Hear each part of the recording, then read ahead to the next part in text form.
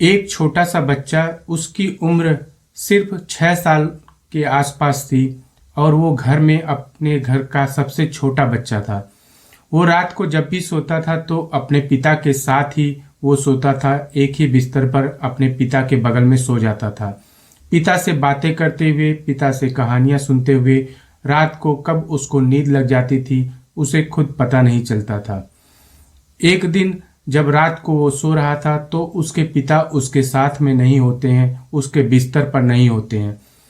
उसको नींद नहीं आ रही थी। लगभग 12-1 बज जाता है, फिर भी नींद नहीं आती है। वो अपने पिता को ढूंढते हुए, खोजते हुए वहां पहुंच जाता है जहां उसके पिता होते हैं। लेकिन वहां जो मंजर होता है उसको देखकर उसके हाथ पांव फूल जाते हैं। उसके पिता को 4 लोगों ने घेर रखा था। उसके पिता के मुंह में कपड़े को ठूस दिया जाता है और 4 लोगों के बीच में, जहां डंडे और धारदार हथियार लेकर लोग उसको घेरे रहते हैं। वो छोटा सा 6 साल का सिर्फ बच्चा था। चाह कर भी वो कुछ नहीं कर पा रहा था। सिर्फ वो देखकर इतना सहम जाता है, इतना डर जाता है कि उसको खुद याद नहीं रहता। तब उसके पिता को जो लोग घेरे हुए होते हैं वो उस बच्चे को भी कहते हैं, अगर तुमने किसी को ये बात बताई तो तुम्हारा भी यही अंजाम होगा। इन सब बातों से डर कर वो चुपचाप पड़ा रहता था। समय बीतता गया, वक्त बीतता गया और वो बच्चा धीरे धीरे बड़ा हो गया।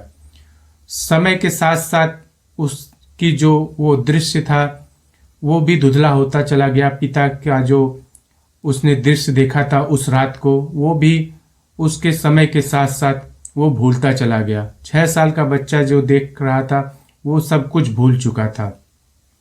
लेकिन अचानक ऐसा मोड़ आता है, ऐसा समय आता है कि उसको सब कुछ याद आ जाता है। 30 साल बाद वो अपने पिता के गुनाहगारों को सजा दिलाने के लिए पूरे प्रयास के साथ लग जाता है। पूरी ईमानदारी के साथ अपने पिता के गुनाहगारों को वो सलाखों के पीछे डालकर ही छोड़ता है।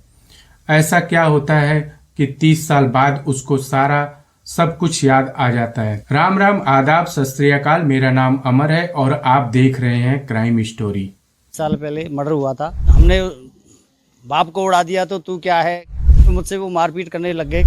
1-2 बार उन्होंने गोली भी चलाई है मुझ पे। पिताजी को ऊपर पहुंचाया है तो मुझे भी पहुंचा सकते हैं। हाथरस से मुलसाना थाना क्षेत्र के पास गिलोंदपुर एक गांव लगता है। वहां पर एक इंसान गायब हो जाता है जिसका नाम बुद्ध सिंह होता है। ये घटना 1994 में घटती है।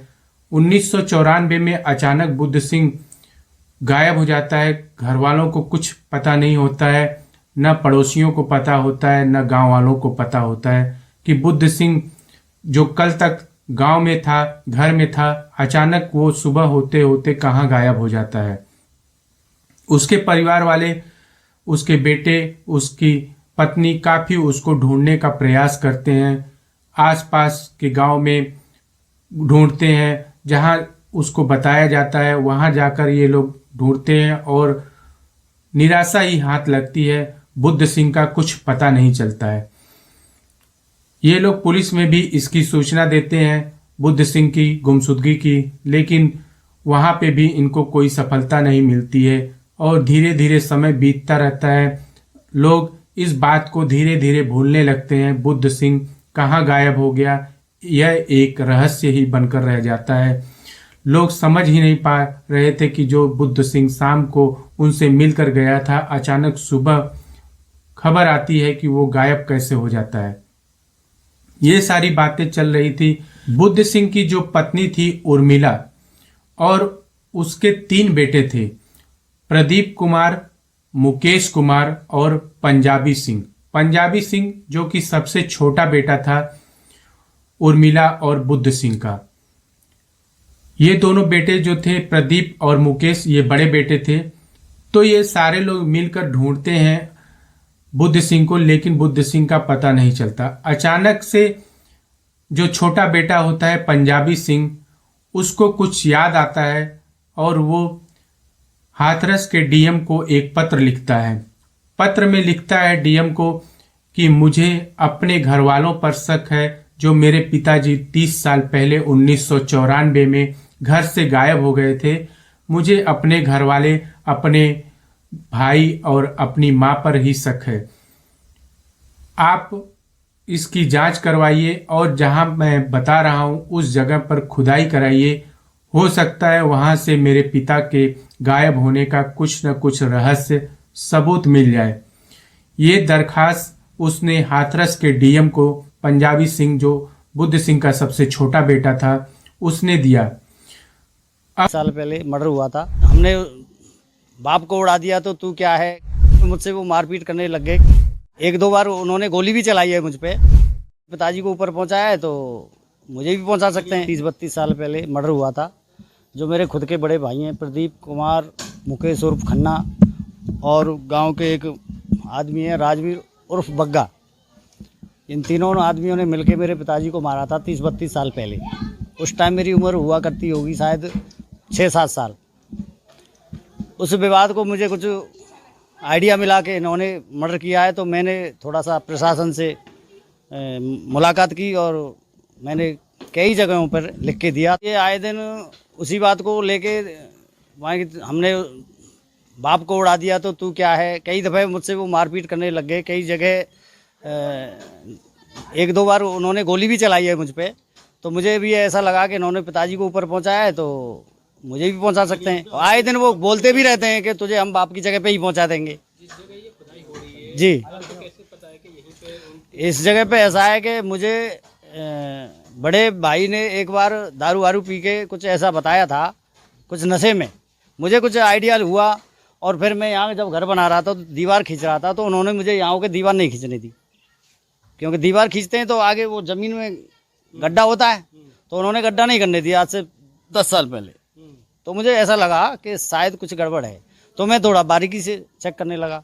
मैंने मम्मी से भी जानकारी करी तो मुझे कुछ सुराग मिला। अब वहां पर खुदाई चालू होती है, जो आप यहाँ स्क्रीन में देख रहे हैं।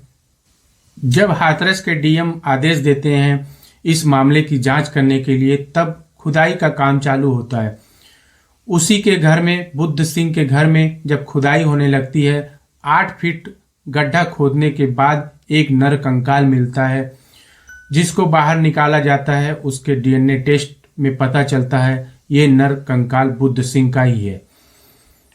तब पूरा का पूरा महकमा, पूरा का पूरा गांव सन्न रह जाता है इस दृश्य को देखकर। आपने अब तक की जितनी भी स्टोरी सुनी होगी, ये स्टोरी सबसे अलग है। यह घटना 1994 में घटती है, जब बुद्ध सिंह अचानक गायब हो जाता है।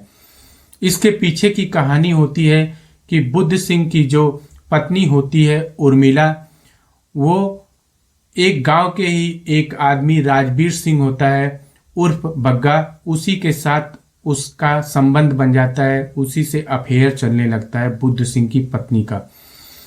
उसका घर पे हमेशा आना जाना लगा रहता था। इस बात से बहुत ही नाराज रहता था बुद्ध सिंह। उसके घर में आना जाना किसी बाहरी इंसान का उसको बर्दाश्त नहीं हो रहा था। वो इस बात से हमेशा रोक टोक लगाता था। हमेशा बहस और कलेशबाजी उसके घर में होने लगी थी।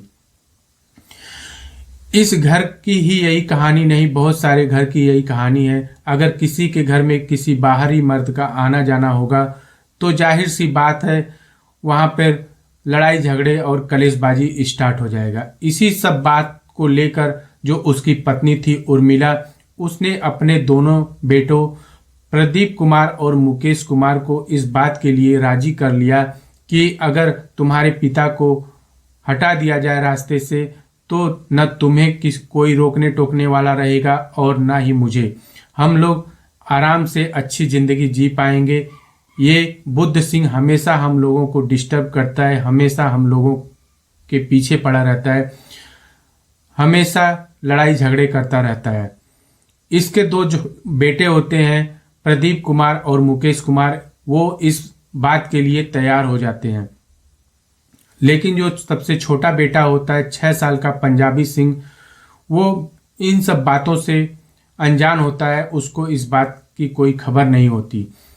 उर्मिला ने और राजवीर जो बाहर से आता था, गांव का ही एक राजवीर जो बाहर का बंदा था, इन्होंने साजिश पूरी रच ली कि उस रात को उस बुद्ध सिंह की हत्या कर दी जाएगी। इसके लिए प्रदीप कुमार और मुकेश और पंजाबी को सामने के घर एक पड़ोसी का था, वहां पर इनको रात को सोने के लिए भेज दिया जाता है। तब वो लोग सोए हुए होते हैं और लगभग 12-1 बजे पंजाबी सिंह को नींद नहीं आ रही थी। जब रात को वो अपने भाइयों को इधर उधर देखता है, तब उसके भाई भी नहीं मिलते हैं। वो ढूंढते ढूंढते अपने पिता के साथ हमेशा तो सोता था, तभी उसको नींद आती थी, तो वो ढूंढते ढूंढते अपने घर पे आ जाता है और वहां पर देखता है कि उसके 2 भाई, उसकी माँ और राजवीर उर्फ बग्गा अपने हाथों में हथियार लिए हुए, डंडे लिए हुए उसके पिता को चारों तरफ से घेर रखे हैं, उसके मुंह में कपड़ा ठूस रखे हैं। थोड़ा बहुत शोर शराबा हो रहा है, हल्ला हो रहा है, लेकिन इतना ज्यादा नहीं हो पा रहा है उसके पिता का, क्योंकि मुंह में कपड़ा ठूसा गया था। वो चाहकर भी कुछ चिल्ला नहीं पा रहे थे, कुछ शोर नहीं कर पा रहे थे। और बगल में ही एक पहले से ही 8 फुट का गड्ढा खोद दिया गया था। ये सारा नजारा देखकर पंजाबी सिंह एकदम से सहम गया था, डर गया था। वो उसकी हालत एकदम खराब हो रही थी।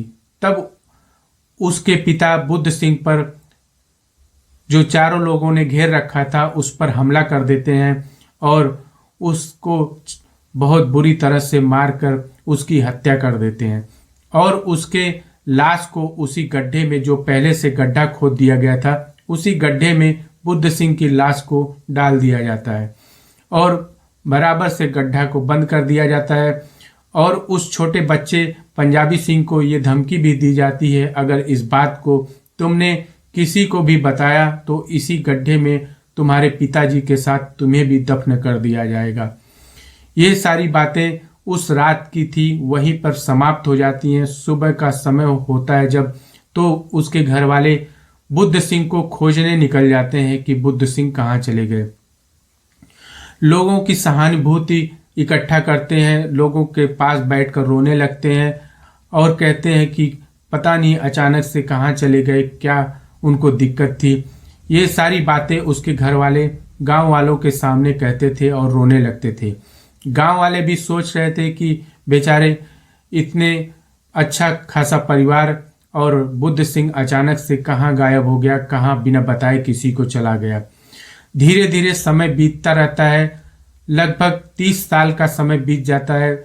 जो पंजाबी सिंह होता है, सबसे छोटा बेटा, वो धीरे धीरे इन सारी बातों को भूल जाता है। 30 साल होने के बाद जब 3 बेटे होते हैं, प्रदीप, मुकेश और पंजाबी, इनमें बंटवारा हो जाता है। घर का बंटवारा जब होता है, तब घर में जो नींव डाली जाती है, पंजाबी सिंह घर में जो अपना घर का बंटवारा होने के बाद नींव डाल रहा था, तो उसके दोनों भाई उसको नींव नहीं डाले दे रहे थे, कह रहे थे यहाँ से तुम अपना नींव मत डालो, अपनी दीवार मत डालो।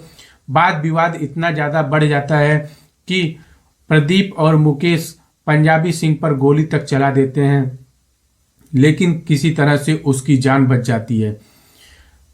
इस जो गहमा गहमी में, झगड़े में, जो प्रदीप कुमार और मुकेश कुमार कहते हैं कि अगर तुम मेरी बात नहीं मानोगे तो तुम्हें भी तुम्हारे पिता के पास पहुंचा देंगे, जैसे बुद्ध सिंह को मारकर हमने ऊपर पहुंचा दिया, वैसे ही तुम्हें भी मारकर हम कब्र में खोद कर डाल देंगे।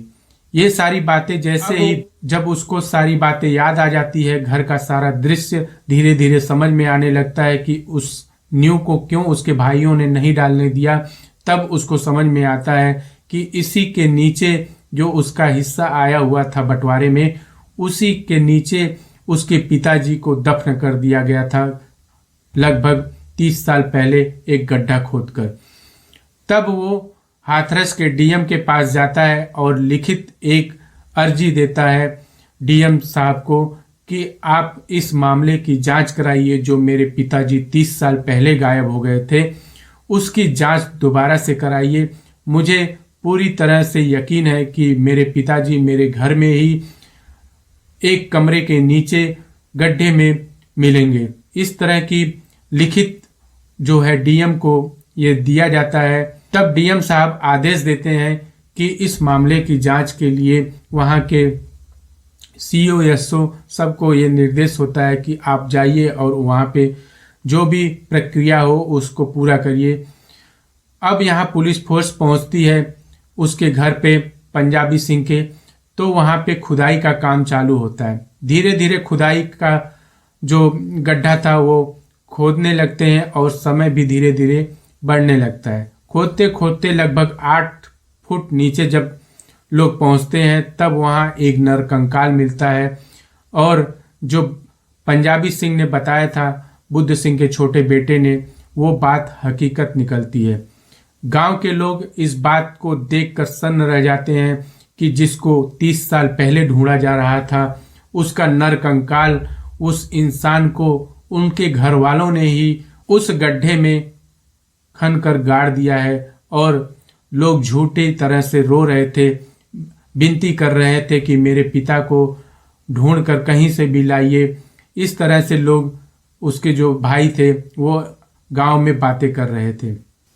खुद उसके ही परिवार के लोगों ने उसकी हत्या करके उसके शव को जमीन में गाड़ दिया। 30 साल बाद अगर बंटवारा नहीं होता तो पंजाबी सिंह और उसके भाइयों में झगड़ा नहीं होता तो शायद इस राज को कोई कभी जान भी नहीं पाता कि 30 साल पहले जो घटना घटी थी वो घटना उसके घर में ही घटी थी।